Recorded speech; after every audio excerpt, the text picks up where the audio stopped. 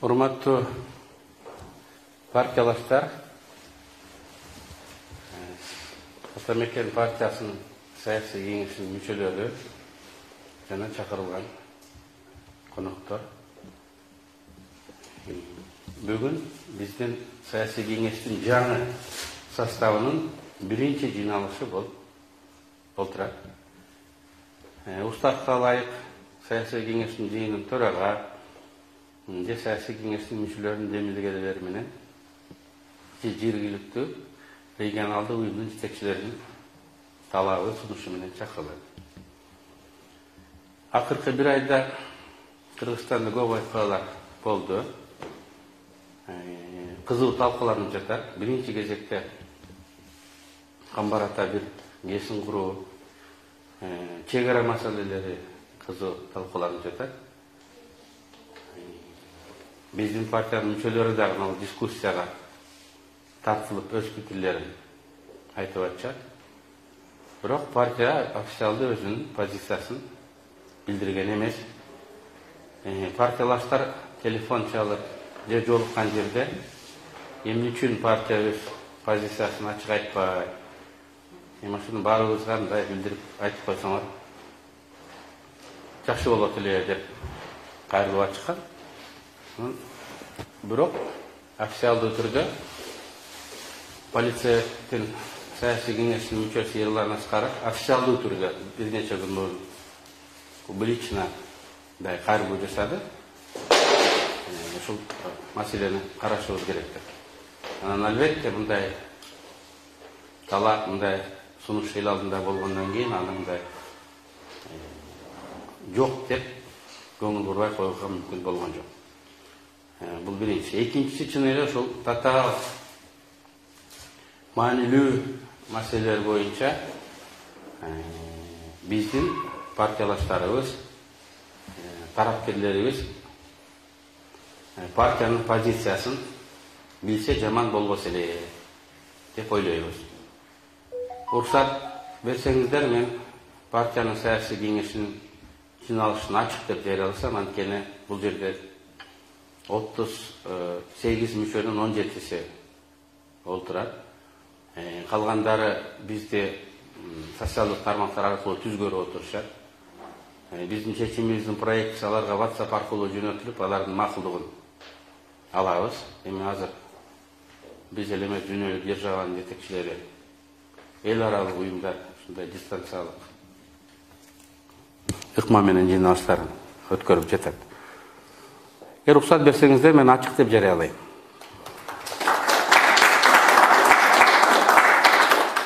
Күн тартибибизде бир эле маселе. Акыркы кездерде дискуссия болуп жаткан чек ара маселелери, суу ресурстарды пайдалануу маселелери боюнча партиянын позициясы. Мен сиздерге төмөндөгүдөй сунуш кылам. Партиянын позициясын мен кыскача айтып берем. Анын доклад деп койсок дагы болот.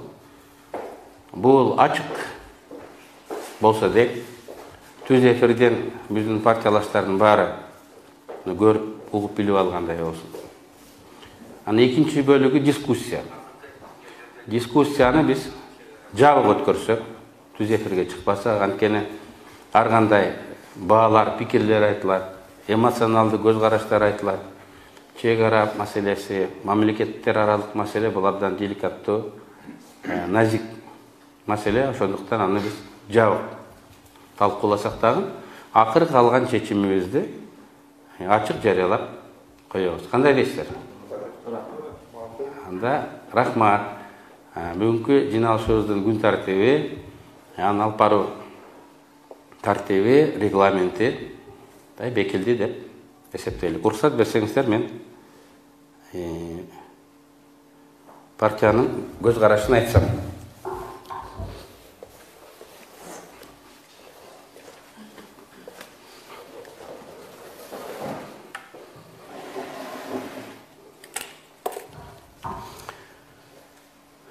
Урматтуу партиялаштар, менин сөзүм бир жарым сааттай болот.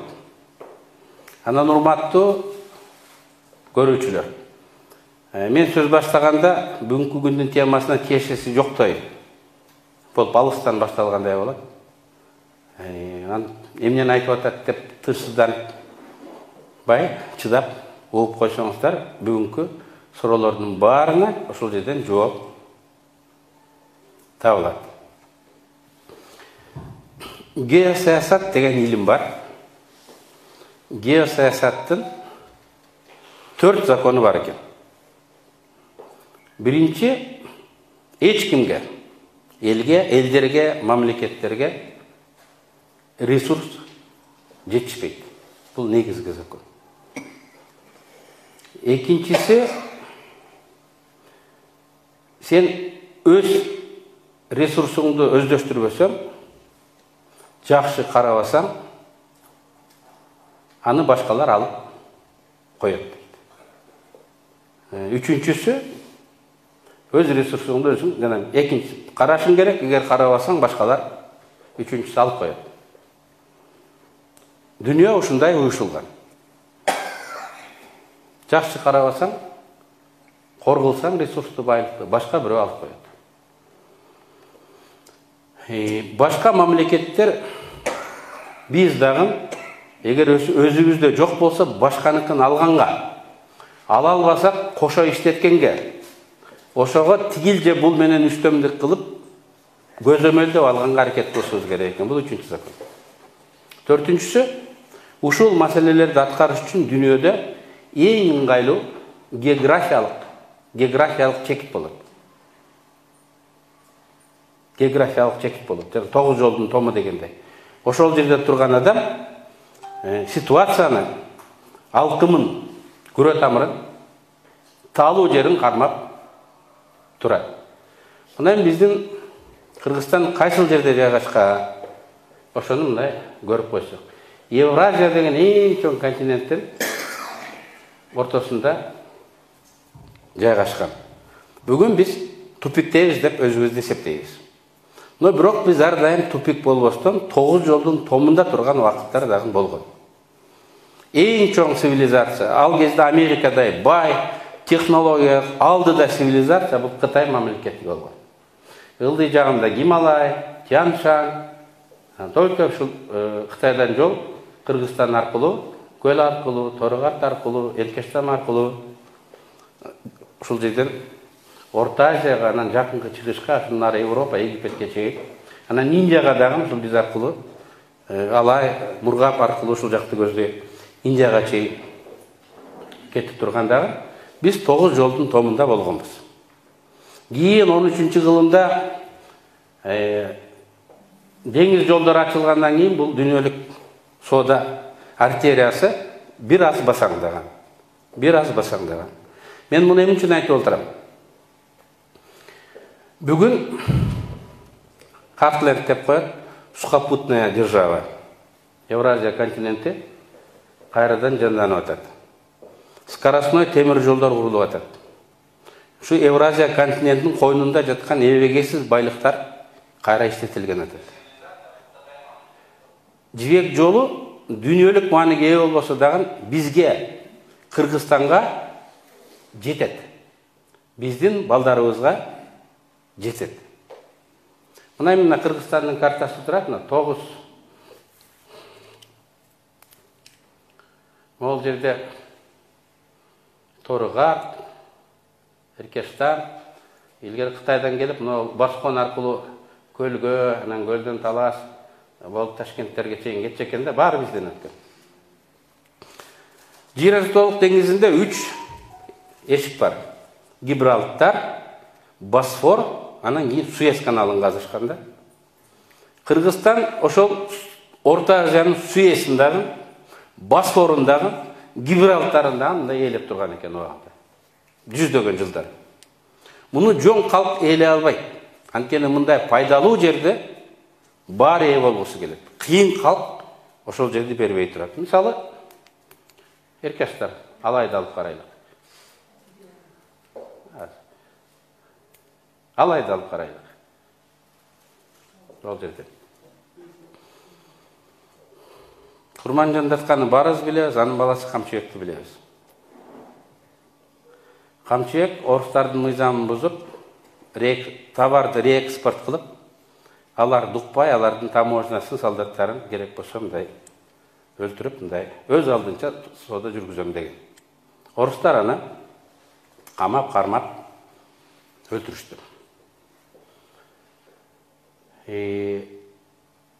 Курманжан Датканын, анын күйөөсүнүн, ошолардын балдарынын таасири Орто Азияга абдан чоң болгон. Анткени алар сооданы ошолар кармап турган. Караван, Кытайдан келип аткан караванды тозуп алып, андан ары Бияганжан, Ташкентке чейин, Бухарага чейин ошолар коштоп, коргоп, каракчыларын алып барып турган. Алардын жигиттери, солдаттары болгон. ЧПК, частный армиясы болгон.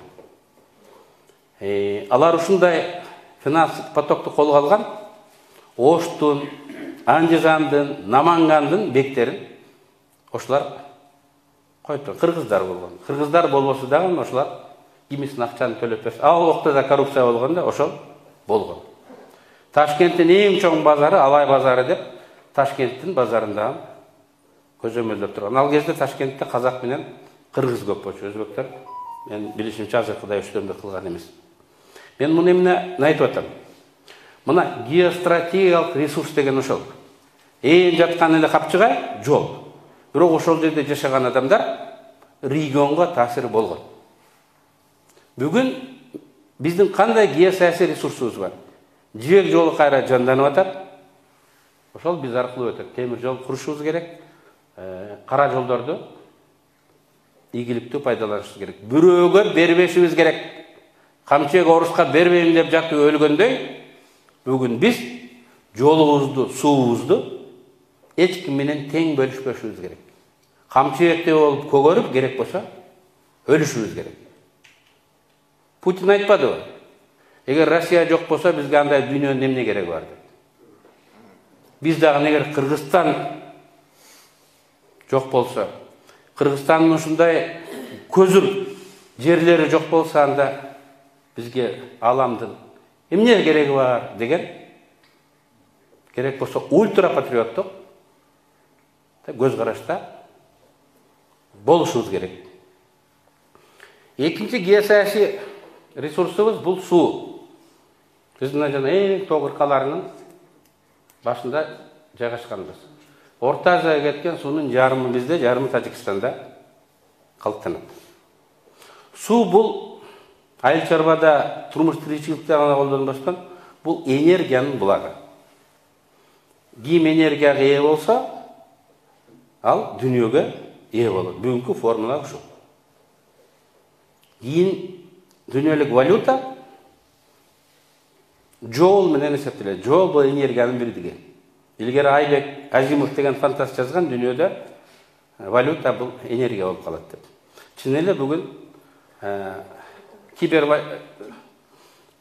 криптовалюталар. Криптовалюта бул энергия, электроэнергия. Иштеп турган компьютерлер бул электроэнергия да. Мына валюта болуп калды. Бул алтын болуп калды. Мына биздин тоонун эң чокусундагы бир тоого гез куруп, ага линия тартып, Казакстанга сатам, Өзбекстанга сатты, баш оорубагыла. Ошол жерден туруп космоско криптовалютаны атып турса болот. Алтын. Biz azı 70 tiyindan satабыз, 1 tiyindan satабыз деп президент Садыр Жапаровтың башы қатып атпайбы? Криптовалюта кылып атсаң, дүйнөлүк баада сатасың. Bizde мына Кудай берген мына ушундай ресурстар бар. Кыргызда эл башы болгончо суу башы бол дейт. Суунун башында болсоң, адамдар сенден сурап келишет. Мурап. Biz ортадан мурра болушубуз керек. Каалаганда ачып, каалаганда жаап тургандай. Кудай бизге ошондой жол берген. Эми бул бирок суу да жетпейт, жол да эч кимге жетишпейт. Аны биздин коңшулар бизден талашат. Экинчи эме. Биринчиси жетпейт, экинчиси коңшулар. Biz ошону эч кимге бербей, өзүбүз кайтарып өзүбүз иштетишибиз керек. Экинчи закон. Үчүнчү закон боюнча башкалар бизден аны талашат. Ар кандай жол менен талашат. Коркутуп талашат, алдап талашат, сатып алам деп талашат. Чогуу иштетелик деп талашат. Бул закон. 1000 жыл мурун иштеген, мындан 1000 жылдан кийин дагы иштейт. Ошон үчүн мен 3 жыл мурун түрмөдө жатып, Атамбаевди, кийин Сооронбай Жээнбековди эскерткем. Өзбекстанга барып, ГЭСтин баарын чогуу курабыз деп келдиңер. Бул туура эмес. Жакында президент Жапаров барып дагы ГЭСтердин бүтүндөй гидросооруженияларын баарын Өзбекстан менен чогуу курабыз, чогуу иштетебиз деп келди. Бул жана 3-чү закон, алар кирип баарын биз менен кошо ээлеп алганга аракет кылып атат. Биз бербешибиз керек. Өзүбүз куруп, өзүбүз иштеткенге аракет кылышыбыз керек. Мынакей биздин эң негизги максатыбыз стратегиялык кызыкчылыгыбыз ушундай болуш керек. Мен азыр биздин суу ресурстарыбыз жөнүндө айтып жатабыз. Мен азыр чегара маселесин чечип атканда деле ошол суу ресурсуна байланып атат. Биз суунун баасын кыргыздар билбейбиз. Дыйкан калк, Өзбекстан, Тажикстан, андан ары алар суунун баасын билишет. Суу үчүн, суу алыш үчүн 20 жыл, 40 жыл, 60 жыл, 100 жылга план түзүшөт. Биз бир падышабыз кетсе, кийинкисинин планы башкача. Мурункулар эмне план койгон, эмне максат койгон билбейбиз.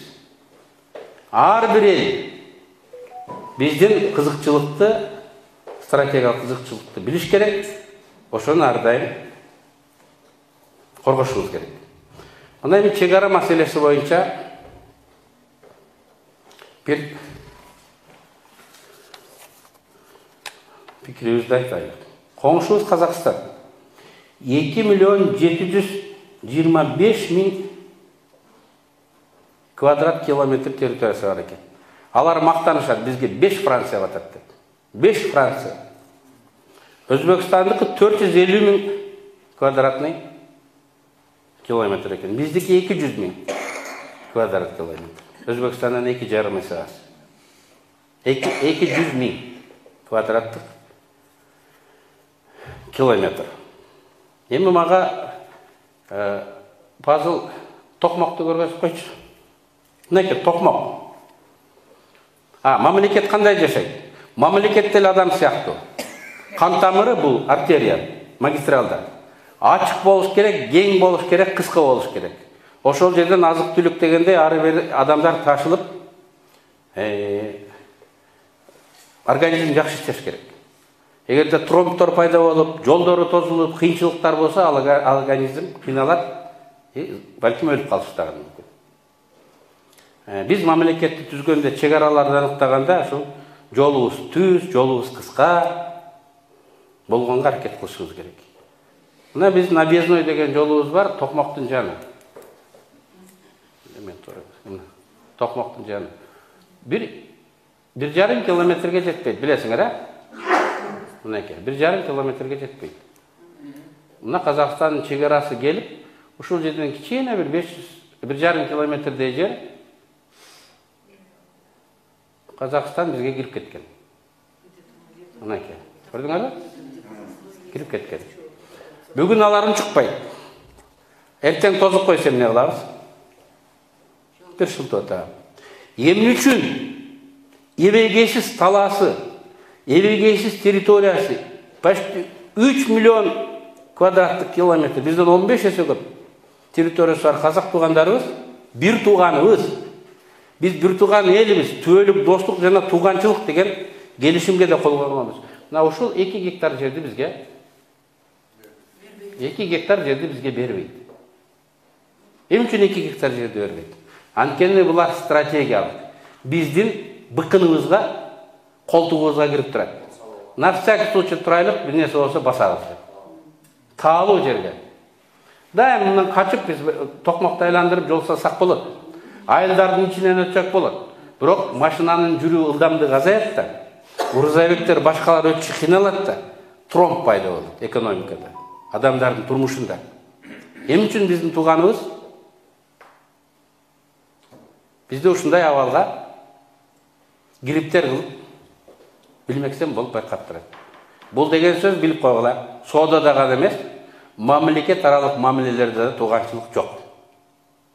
Тууганчылык, достук договору бул дипломатиялык, политкорректность кана. Ар ким өзүнүн кызыкчылыгына тартат. Ошон үчүн биз, азиз гражданин, губернатор, депутат, президент Кыргызстандын кызыктыгын так билиш керек. Бирөө менен барып далсын таптап сүрөткө түшүп, чай ичип койсо эле ушу мен көрүп эрип кетти, берип жиберди деп ойлобошубуз керек. Алар качан биз келет экен деп күтүп отурбайт. Алар өзүнүн пландарын түзүп, тузактарын даярдап коюп, кимиси келип түшөт экен деп күтүп отурат. Анын батпагында барып эле тарс этип биринчи анга түшүп калып, анан биз бүтүрдүк деп айтпашыбыз керек. Анын үчүн билишибиз керек. Эми Бүргөндү, Жалал Абад областын. Могул сары турган эме, бул Өзбекстан менен Кыргызстандын чек арасы. Могул чек ара. Атай мен сары менен бөлүп койдум. Анан могул Жалал Абад Бишкек жолу. Могул Өзбекстан территориясынан өткөн участканы кызыл менен боеп койдук. Ушул жерде Асылбек канча километр ушу? Мажардан өткөн. 1,5 километрби? 1 километрдин тегерегинде. Эгер бул 1 километр болсо, бул жагын баарын кошкондо бир 3-5 гектарга жетпеген жер, туурабы? Мына бир кичинекей эле жерде. Эми ушуну жолду өзбек туугандар 3 километр экен. 8.000 гектарды берип аткан мак туугандар ушул 3-5 гектарды берип эле эл деле жок бул жерде. Мындай берип илгери биздики болгон экен. Жолуңар үзүлбөсүн. Жол үзүлбөсүн деген бул жакшы ниетте. Жолуңар үзүлбөсүн. Дамба-дам ары бери каттап, бир бүтүн организмде иштеп тургула деп бизге берип койсо болот эле. Биз башка жерден 10 гектар деле берет элек. Бул стратегиялык жер болуп атат биз үчүн. Башка жерден элге айтып эле 10 гектар кесип берели, суулуу жерден берели. Биздин машиналарыбыз токтобой бул жерден өтүп турсун деп айтсак, биз да макул болмокпуз. Жок, алар бул жер үчүн жер да сураган жок. 100 гектар берсең да бербейбиз деп бербей койду. Эмне кылдык анан биз? Мына 12 гектардай, 12 километрде тоонун ичи менен ылдый өдө болуп, айланма жолду салдык. Ким Жалал Абад Ошко барып келип аткандар билет, канчалык ыңгайсыз. Мынакей, алар мамлекеттин стратегиялык кызыкчылык дегенин билет. Достукка, тууганчылыкка деп туруп, мартык менен ушул жерди бизге берип койгон жок. Бул бизге, ар бир гражданинге, мамлекеттик жетекчилерге сабак болуш керек. Ушуну бербеген башка мамлекеттер акылдуу экен дейби? Биз бара калсак эле. Чечен экен дейби? Батыр экен дейби? Сулуу экен дейби? Эмне үчүн алар бир нерсени берип берет деп биз мындай аңкоолук менен ишенишибиз керек. Четкий расчет болуш керек. Долгосрочный план болуш керек. Башкаларда 50 жыл, 100 жыл. Алар договорун даярдап алып күтүп турат. Бул падышасы келбесе, буларды тез алмашат, кийинкисине кол койдуруп алабыз. 50 жыл, 100 жылдык план. Бизде да ошондой программа план болуш керек. Эми бирок макул, мен айтып коеюн, анын калганын кийин айтсам. Тиги Өзгөндү көргөз. Кемпирабад. Пока ушундай коюп тур, мына Кемпирабад суу сактагыч. Мына 5 манжа. 5 манжа. Кыштын күнү койнуңа бирөө муздап 5 манжасын бул жерине чейин эмес, чыканаган эмес, колтугуна чейин салып жерди дейли. Кандай сезимде болосуңар? Ошол 5 манжаны мен биздин картага коет элем. Бул Орто Сай суу сактагычы, Орто Токой суу сактагычы, Мол Маданият, жана биз көргөн жер. Ортодогусу 11 километрге кирип келип атат. Бул Кемпирабад, Сох, Шахимарда. Биз айланып, мурун Жалал Абад менен Оштун ортосу 45 жол болсо, айланып 1,5 саатта тоо аралап качып кетип атабыз. Түштүк Америкада Инктердин империясы деген болгон. Жолдору өрөөн менен эмес, тоонун чокусу менен жүрүшкөн да алар. Эгер ошондой болсо, биз инктердей болуп, тоонун чокусу менен каттап калабыз. Канчалык тоонун чокусуна десең, ал ошондо рентабелдүү эмес мамлекет болот. Анткени убакыт көп кетет, бензин көп кетет, машиналарың талкаланат, жолдоруң талкаланат. Түз жерде жашагандарга караганда чыгым көп болот. Рентабелдүү эмес мамлекет болуп калабыз. Ошон үчүн биздин жолубуз түз болуш керек, тез болуш керек. Мына ошто 30 жыл тез өтүп кетет экен. 30 жыл көптөй болот эле, мына көз каранды эмес болгонубуз 30 жыл өттү. Дагы 30 жылдан кийин ошто 1 миллион калк жашайт. Жалал-Абадта 1,5 миллион калк жашайт. Өзгөндө 1-2-100 миң калк жашап калат. Бул шаарлардын турмушун камсыз кылып туруш үчүн магистрал керек. Тез каттаган көп жолдор керек. Дарысын ташыйт, унун ташыйт, отунун ташыйт, ооруган адамдарды ары бери ташыйт, жакшылык жамандыкка ташыйт, организм иштеп туруш керек. Миллиондогон адамдар жашаган мегаполис болот. Анан азыр ушу тоонун арасы менен кеткенге караганда, мына могул жерди карагыла, мен атайын кызыл менен чийип койдум. Мына кызыл менен чийилген жер. 10-15 миллион мол Жалал-Абадтан келип, мына могул жер Барпы. Барпы, могул жер Жалал-Абад. Барпыдан чыгып, мынакей өзгөндүк өзү тоо менен, адыр менен жол чыгып атат. Ушул жол менен түп-түз эле дамба куруп могул жерде. Могул жерде таш карьерлер бар. Таштан алып келип таштай берсең эле могул жерде дамба болуп калат, ортосунан көпүрө курасың. Мындай өтүп келип өзгөндөн ылдый жагынан чыксаң, мына ылдый жагынан чыксаң. Жеңил машиналар Жалал-Абад менен Оштун ортосуна каттаган 20-25 мүнөт экономдойт экен. Жүктөлгөн оор машиналар 1 саатка чейин экономдойт. Абдан тез кетет да, тоскоол болгон эч ким жок.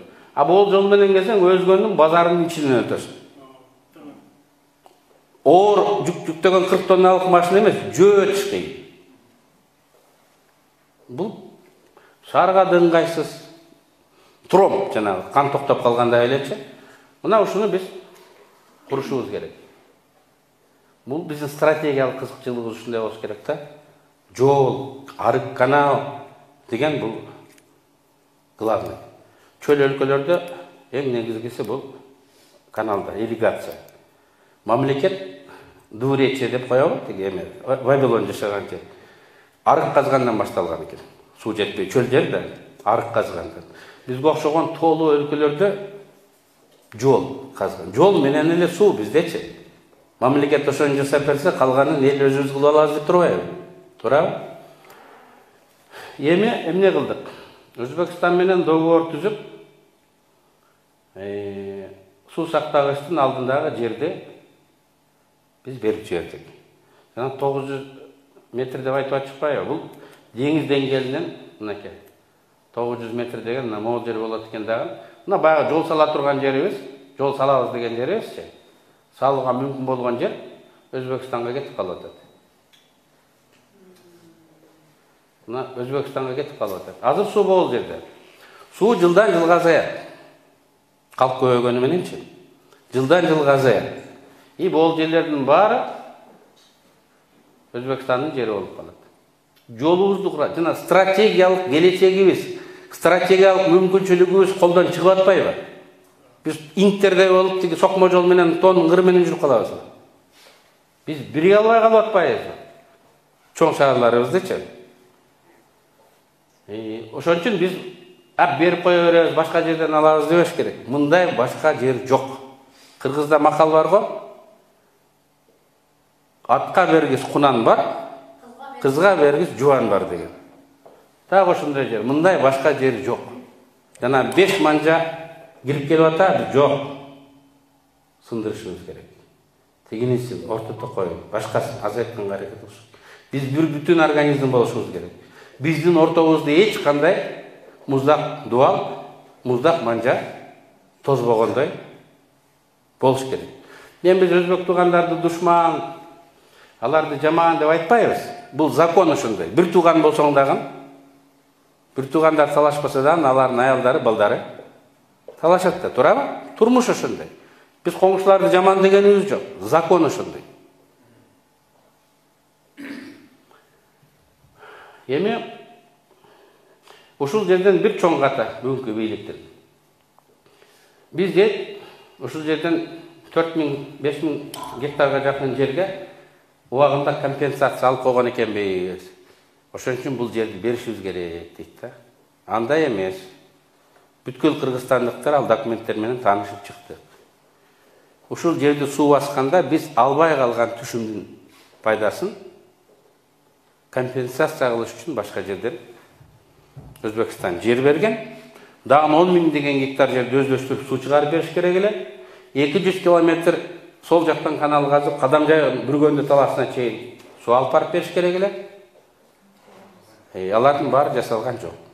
Анан ушул мен фамилияларды айтпай эле коеюн, анан ушул жерден талаш болуп атпайбы? Суунун башын Өзбекстанга берип койдук десек, жок, ал суунун башы эмес. Тиги суунун башы жогору жакта деп айтып атышат да. Жок. Жана платинаны көргөзгүн. Мына бул суунун башы, Асылбек ака. Оң жактагы канал Сузакка барат. Сузактан топурак белге чыгып база коргонго түшөт. Насос менен. Мына суунун башы ошол эки район үчүн. Ошол деген 10 000 деген адамдар ошол арктан суу ичет. Бирок биз өзүбүздүн долябызды, суубузду убагында ала албайбыз. Өзбекстан айтып атат, бизге суу жетпей калды, эртең бүршүгүнү деп, ошол жерге мындай сурап аласың. Өзүбүздүн сууну биз сурап алабыз. Жана жаш кездерде бар го, тиги байкесе чай ичип атып кулагымды карап тур, анан кызаргандан кийин сен очуктуң келет дегенде, биз кулактарын карап турабыз, качан сууга тоет экен деп. Сол жагынан канал чыгып, жана мен айткандай, тиги Кадамжайга чейин кетиш керек эле. Анын шлюзу дагы Өзбекстандын колунда. Бирок, мына өзүңөр көрүп турасыңар, ак чек ара. Платинанын 3/1 биздин территорияда. 3/1. Өзбекстан өзүнүн картасында ошол чек аранын кызыл менен чийилгендерин өздөрү чийип алышты. Платинаны толук өзүнө өткөрүп, алар чийип алышкан. Бирок СССРдин картасында, официалдуу картада, дүйнөлүк картада платинанын 3/1 биздин территорияда турат. Азыр жана бизден сурап аткан 100 гектар, 50 гектар деп турган ошол кызыл менен чийилген жерди платинаны 100% өзүбүзгө алып алайлык деп турат. Эгер платина 100% кетсе, биз Кара сууга, Араванга, Кадамжайга суу сурап ала алабызбы? Сузак менен база орунга ала албай атсак. Ала албайбыз. Азыр биз платинанын 3/1 өзүбүзгө алып койсок, ошол жерден туннел казабызбы, башка казабызбы, өзүнүн 14% долябыз деп, чек араны бойлотуп арк менен Кара суунун талааларын алып кетип калсак болот да. Эгер биз ошол кызыл менен чийилген жерди берип жиберсек, кийин суу чыгара албай калабыз. Сууга бара да албай калабыз. Анткени суунун жээктери жанагы тартылгандан кийин суу азаят. Тартылгандан кийин ал жерге вышкалар коюлат. Анан биз ой жүгүрткөндө кылымдар категориясы менен ой жүгүртүшүбүз керек да. 100 жылдан кийин же 150 жылдан кийин ушул водохранилище ылайка менен толот экен.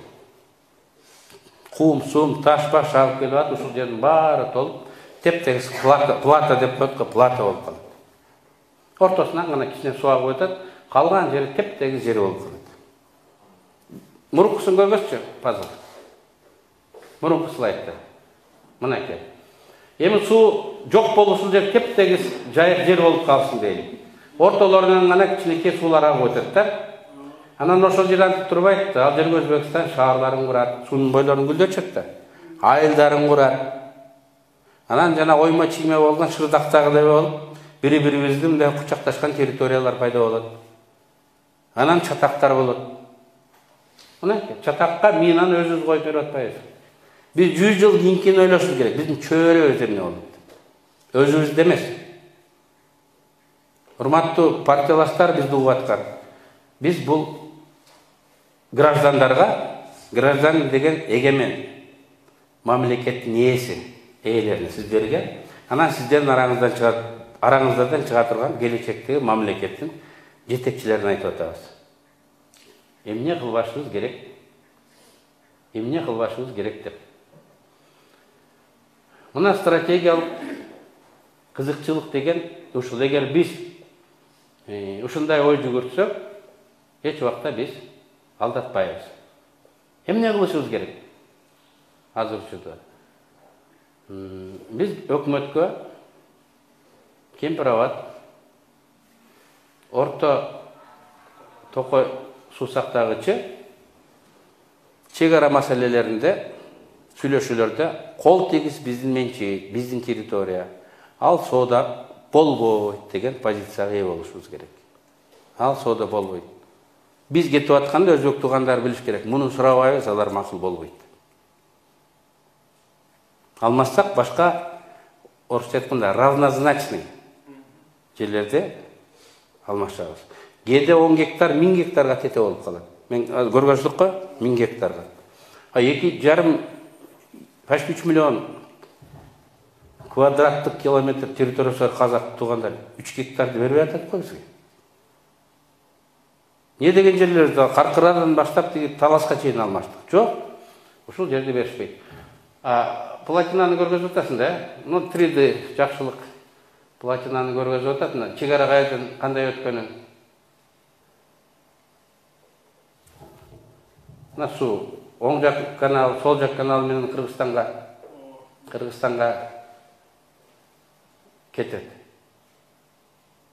Суу алып өтсө болот. Көрдүңүз, платина менен чыгарып, муну капталдатып, сууну өзүбүзгө алып кетсек болот экен. Келечекте. Эми, урматтуу партиялаштар, өзгөчө мына угуп турган биздин мекендештер, чек ара маселеси татаал маселе. Кыйын маселе. Өзгөчө орта жерде жана суу ресурстары менен талаш болуп калгандан кийинчи. Бангладештен кийин эле эң калктуу жайлашкан регион бул Фергана өрөөнү. Бангладеш, анан кийин эле мына бизде калкы эң тыгыз жайланышкан. Демография күчтүү. Проблема жумушсуздук деген бар. Анан ошон үчүн ар бир клочок кичинекей жер, кичинекей булак чоң талаш болот. Ошону биз акылмандуулук менен, ынтымак менен, сүйлөшүүлөр жолу менен чечишибиз керек. Бирок бир принцип болуш керек. Бизге бирөөнүкүн кереги жок, өзүбүздүкүн бербейбиз деген. Бул план атадан балага калды дегенде саясатчылардын муундан муунга сүт менен, эненин сүтү менен бериле тургандай. Өчүп калдыбы, Эненин сүтү менен бериле тургандай.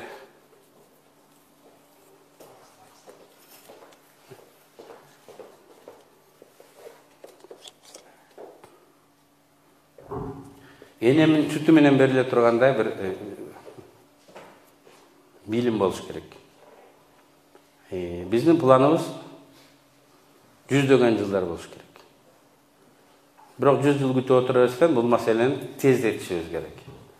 Мына азыр көпчүлүк өзгөчө социалдык секторде Камчы Ташиев менен Садыр Жапаровду сындап атат. Албетте алардыкын биз айткан концепция боюнча караса, чоң жаңылыштык ката деп мен эсептейм. Жаңылыштык деген сөз, алардын ниети туура, ниети таза болгон. Биз тез барып, арпаңдап барып, тез кыргыз элине бүтүрүп турмушун жеңилдетелик деген жакшы ой болгон.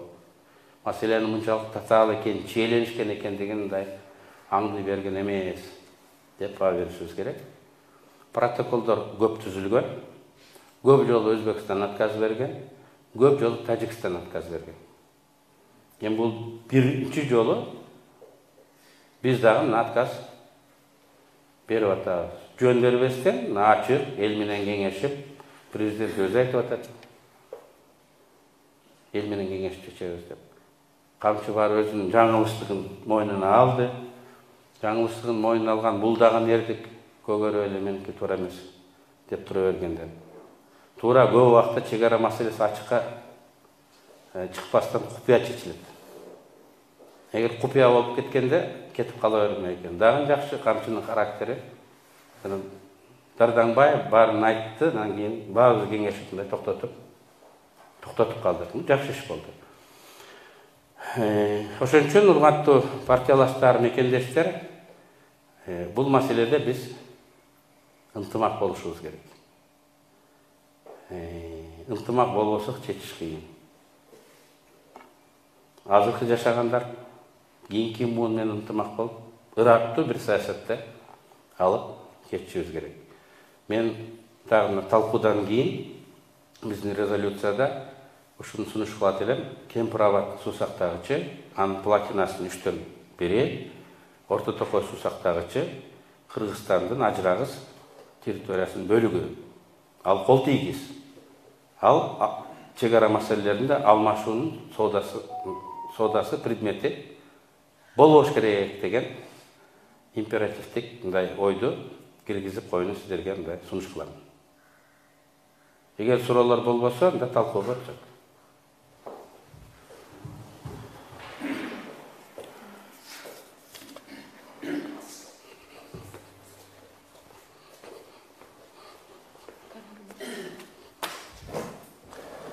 Урматтуу партиялаштар, жана сүйлөшкөндөй талкууну жабык өткөрсөк, жыйынтыгын биз жарыялап коебуз. Өчүп кое бересиңби?